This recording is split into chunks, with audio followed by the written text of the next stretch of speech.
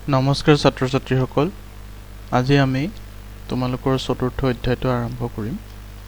কাৰ্য ক্ষমতা আৰু শক্তি সাধাৰণতে কাৰ্য শব্দ দ্বাৰা কি কৰা হয় দৈহিক মানসিক আদি সকলো ধৰণৰ কথাকে সূচোৱা হয় সাধাৰণ ভাষাত কিতাপ পঢ়া বহি থকা ডাঙৰ শিল এটা ঠেলি থকা আদি একোটা কাৰ্য কিন্তু বিজ্ঞানৰ ভাষাত কাৰ্যই এক নিৰ্দিষ্ট অৰ্থ প্ৰকাশ কৰে বল প্ৰয়োগৰ ফলত কোনো বস্তুৰ স্থানৰ পৰিৱৰ্তন হ'লেহে কাৰ্য সম্পাদিত হোৱা বুলি কোৱা হয় কি হয় যদি আমি বল প্ৰয়োগ কৰি কোনো বস্তুৰ কি কৰোঁ স্থানৰ পৰিৱৰ্তন কৰোঁ তেতিয়াহে আমি বিজ্ঞানৰ ভাষাত কি ক'ব পাৰোঁ কাৰ্য সম্পাদিত বা কাৰ্য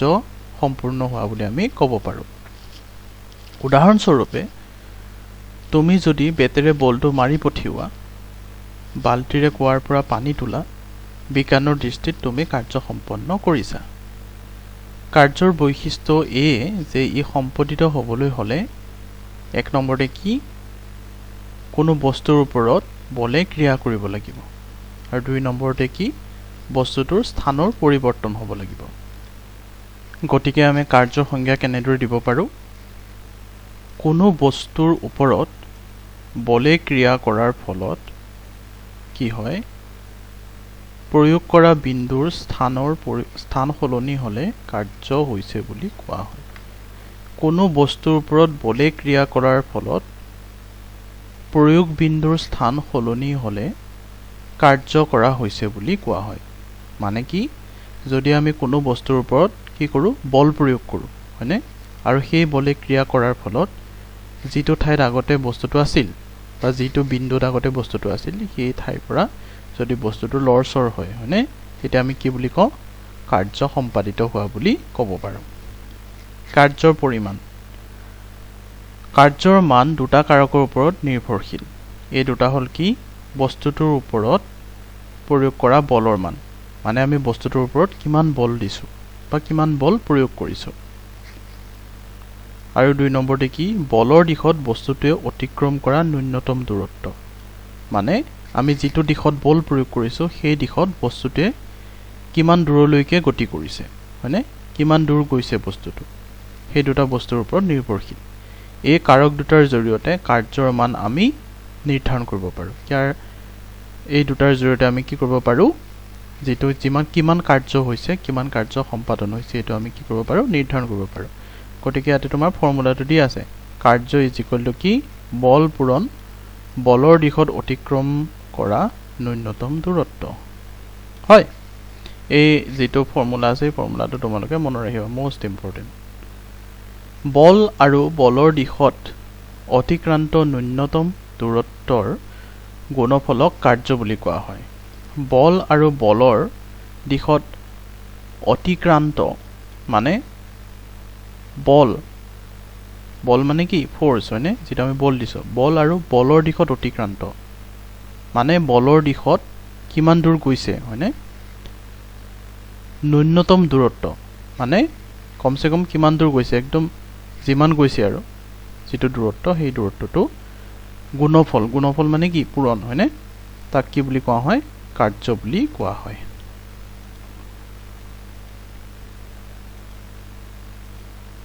নেক্সট যদি তুমি গধুৰ বস্তু এবিধ যেনে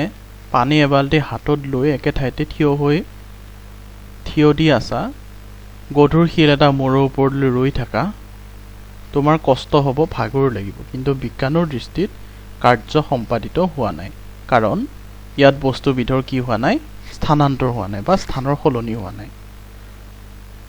তোমালোকে ইতিমধ্যে পাই আহিছা যে প্ৰত্যেক বস্তুৰ ওপৰত মাধ্যাকৰ্ষণিক বলে ক্ৰিয়া কৰে কোনো বস্তু ওপৰলৈ ডাঙোতে কৰিবলগীয়া কাৰ্যৰ পৰিমাণ বস্তুবিধৰ ওজন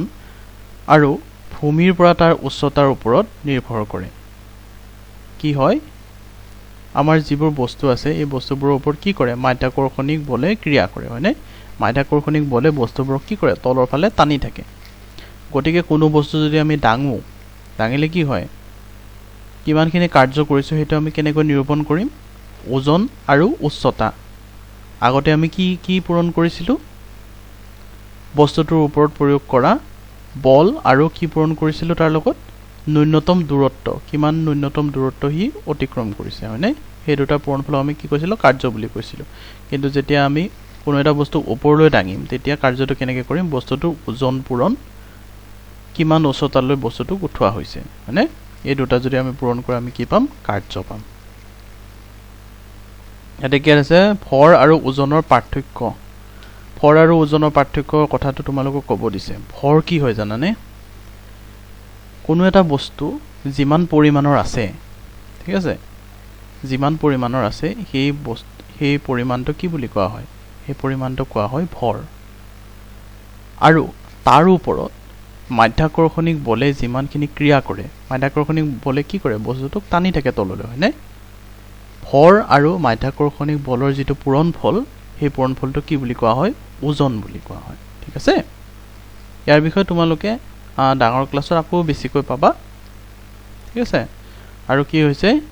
কাৰ্যৰ একক কি বুলি কৈছে জুল ঠিক আছে এইটো তোমালোকক সুধিব পাৰে কাৰ্যৰ একক কি বুলি তাৰপিছত আহিল কি আমাৰ নেক্সট ক্ষমতা কাৰ্য এটা খৰকৈ সম্পাদন কৰিব পাৰি বা লাহেকৈও কৰিব পাৰি পিঠিত গধুৰ বোজা এটা লৈ দৌৰি দৌৰি এঠাইৰ পৰা আন ঠাইলৈ যাব পাৰা নাইবা ধীৰ গতিৰেও যাব পাৰা এই ক্ষেত্ৰত তোমাক কাৰ্য সম্পাদন কৰিবৰ বাবে বেলেগ বেলেগ সময়ৰ প্ৰয়োজন হ'ব বিজ্ঞানত কিমান খৰকৈ কাৰ্য সম্পন্ন হৈছে তাক প্ৰকাশ কৰিবলৈ ক্ষমতা শব্দটো ব্যৱহাৰ কৰা হয় ঠিক আছে ক্ষমতা মানে কি কাৰ্য বাই সময় মানে কোনো এটা কাৰ্য কিমান সময়ত সম্পাদন কৰিছে সেইটো কি বুলি কোৱা হয় ক্ষমতা গতিকে ক্ষমতাৰ সূত্ৰটো কি কাৰ্য ডিভাইডেড বাই সময় ঠিক আছে অৰ্থাৎ কাৰ্য সম্পাদনৰ হাৰকে কি বুলি কোৱা হয় ক্ষমতা বুলি কোৱা হয় কাৰ্য সম্পাদন কৰাৰ যিটো হাৰ তাক কি বুলি কোৱা হয় ক্ষমতা বুলি কোৱা হয় ক্ষমতাৰ একক কি ক্ষমতাৰ একক হ'ল ওৱাট ঠিক আছে ওৱাটৰ বাহিৰেও ক্ষমতাৰ পৰিমাণ বুজাবলৈ কিলোৱাট মেগাৱাট ইত্যাদি ব্যৱহাৰ কৰা হয় কিলোৱাট হলে কিমান হ'ব কিলো মানে কি কিলো মানে 1000 হয়নে 1000 ওয়াট হলে কিমান হ'ব 1 কিলোৱাট হ'ব ঠিক আছে তেনেকৈ হ'ল মেগাৱাট হয়নে 1000 কিলোৱাট হলে কি হয় 1 মেগাৱাট হয় হয়নে নাই তোমালোকে যে কেবি এমবি জিবি এইবোৰ যে কৈ থাকা হয় নহয় এইবোৰ কি হয় কিলোবাইট মেগাবাইট গিগাবাইট হয়নে টিবি হলে টেৰাবাইট এইবোৰ কি হয় 1000 কে বাঢ়ি বাঢ়ি গৈ থাকিব হয়নে এইবোৰ সকলো ক্ষেত্ৰতে একে ধৰণে বাঢ়ে সাধাৰণতে বৈদ্যুতিক যন্ত্ৰৰ ক্ষেত্ৰত অশ্ব ক্ষমতা বা হৰ্স পাৱাৰ ব্যৱহাৰ কৰা হয় কি হয় তোমাৰ যিবোৰ বৈদ্যুতিক যন্ত্ৰ থাকে মটৰ বিলাক থাকে তাত কি বুলি ব্যৱহাৰ কৰা হয় অশ্ব ক্ষমতা বা হৰ্স পাৱাৰ নামৰ এটা একক ব্যৱহাৰ কৰা হয় ঠিক আছে তাৰপিছত আহিল শক্তি শক্তি সভ্যতাৰ চাবিৰূপে অভিহিত কৰা হয় বিভিন্ন উৎসৰ পৰা আমি শক্তি লাভ কৰোঁ কয়লা পেট্ৰল খনিজ বস্তুৰ পৰা ৰাসায়নিক শক্তি কয়লা পেট্ৰল খনিজ দ্ৰব্যৰ পৰা আমি কি শক্তি পাওঁ ৰাসায়নিক শক্তি পাওঁ ঠিক আছে পানী বতাহ আদিৰ পৰা আমি কি শক্তি পাওঁ যান্ত্ৰিক শক্তি পাওঁ এইবিলাক পাৰ্থক্যবিলাক মনত ৰাখিবা দেই কি কোনটো বস্তুৰ পৰা আমি কি ধৰণৰ শক্তি পাওঁ ঠিক আছে ইয়াৰ উপৰি সৌৰ শক্তি নিউক্লিয় শক্তি আদি নানা ধৰণৰ শক্তি আছে আৰু এই শক্তিৰ দ্বাৰা বিভিন্ন কাৰ্য সাধন কৰা হয় উদাহৰণস্বৰূপে বিদ্যুৎ শক্তিৰ ফলত বাল্ব জ্বলে পাংখা ঘূৰে কয়লা পেট্ৰলত নিহিত থকা শক্তিৰ দ্বাৰা কি হয় ট্ৰেইন মটৰ গাড়ী কল কাৰখানা আদি চলে পানীৰ সোঁত বতাহৰ গতিত থকা শক্তিৰ জৰিয়তে চকা ঘূৰাই কাৰ্য সম্পাদন কৰা হয় শক্তিৰ অৰ্থ হ'ল কাৰ্য কৰিব পৰা সামৰ্থ্য শক্তিৰ অৰ্থ কি কাৰ্য কৰিব পৰা সামৰ্থ্য যদি তোমাৰ শক্তি নাথাকে তুমি কিবা এটা কাম কৰিব পাৰিবা জানো নোৱাৰা ঠিক আছে গতিকে শক্তিৰ অৰ্থ হ'ল কি কাৰ্য কৰিব পৰা সামৰ্থ্য তেওঁ তোমাতকৈ বেছি শক্তিশালী কথাষাৰৰ পৰা বুজিব লাগিব যে তেওঁ তোমাতকৈ বেছি কাৰ্য কৰিব পৰা সামৰ্থ্যৰ অধিকাৰী মানে কি কোনোবাক যদি কোৱা হৈছে তেওঁ তোমাতকৈ বেছি শক্তিশালী মানে কি তেওঁ তোমাতকৈ বেছি কাম কৰিব পাৰিব হয় চলন্ত বস্তুত শক্তি নিহিত হৈ থাকে সেয়ে চলন্ত বা গতিশীল বস্তুৱে কাৰ্য সমাধা কৰিব পাৰে চলন্ত বস্তুত কি হয় শক্তি নিহিত হৈ থাকে সেইকাৰণে কি কৰিব পাৰে চলন্ত বা যিবোৰ গতিশীল বস্তু আছে ইহঁতে কি কৰিব পাৰে কাৰ্য সমাধা কৰিব পাৰে উদাহৰণস্বৰূপে চলন্ত বায়ু অৰ্থাৎ বতাহে ঘৰ দুৱাৰ গছ গছনি ভাঙি কি কৰিব পাৰে তহিলং কৰিব পাৰে যেতিয়া আমাৰ ধুমুহা আহে হয়নে এটা কি হয় ঘৰ দুৱাৰ ভাঙি লৈ যায় গছ গছনি ভাঙে হয়নে উঘলি দিয়ে তাৰপিছত কি হয় খৰস্ৰোতা নদীয়ে গৰা খহায় যিবোৰ খৰস্ৰোতা নদী আছে যিবোৰৰ সুত বহুত বেছি তেনেধৰণৰ নদীৰ ফলত কি হয় গৰা খহনীয়া হয় হয়নে তীব্ৰবেগী গাড়ীয়ে খুন্দা মাৰি বস্তু উফৰাই পেলায় তীব্ৰবেগী গাড়ীয়ে যদি কিবা বস্তু খুন্দা মাৰে কি হয় বস্তুটো উফৰাই পঠায় হয়নে গতিৰ বিনিময়ত বস্তুৱে শক্তি লাভ কৰে এই শক্তি কি বুলি কোৱা হয় গতি শক্তি বুলি কোৱা হয় গতিৰ বিনিময়ত কোনো বস্তুৱে যিটো শক্তি লাভ কৰে তাৰ ফলত পোৱা যিটো শক্তি আছে তাক কি বুলি কোৱা হয় গতি শক্তি বুলি কোৱা হয় গতিশীল বস্তু এটাক স্থিতাৱস্থালৈ আনিবলৈ তাৰ গতিৰ বিপৰীত দিশত শক্তি প্ৰয়োগ কৰিব লগা হয় যদি এটা কোনো বস্তুৱে গতি কৰি আছে সেই গতিশীল বস্তুটোক আমি ৰখাবলৈ কি কৰিব লাগে যিটো দিশত বস্তুটো আহি আছে তাৰ বিপৰীত দিশত আমি কি কৰিব লাগিব বল প্ৰয়োগ কৰিব লাগিব হয়নে বস্তু এটাৰ গতি শক্তি জুখিব পৰাৰ এটা সূত্ৰ আছে সূত্ৰটো কি গতি শক্তি = কি হাফ ইনটু ভৰ ইনটু গতিবেগ হোল স্কয়াৰ হয়নে এটো হল কি তোমাৰ গতি শক্তিৰ ফৰ্মুলা বা সূত্ৰ এটো তোমালোকে মনত ৰাখিবা ঠিক আছে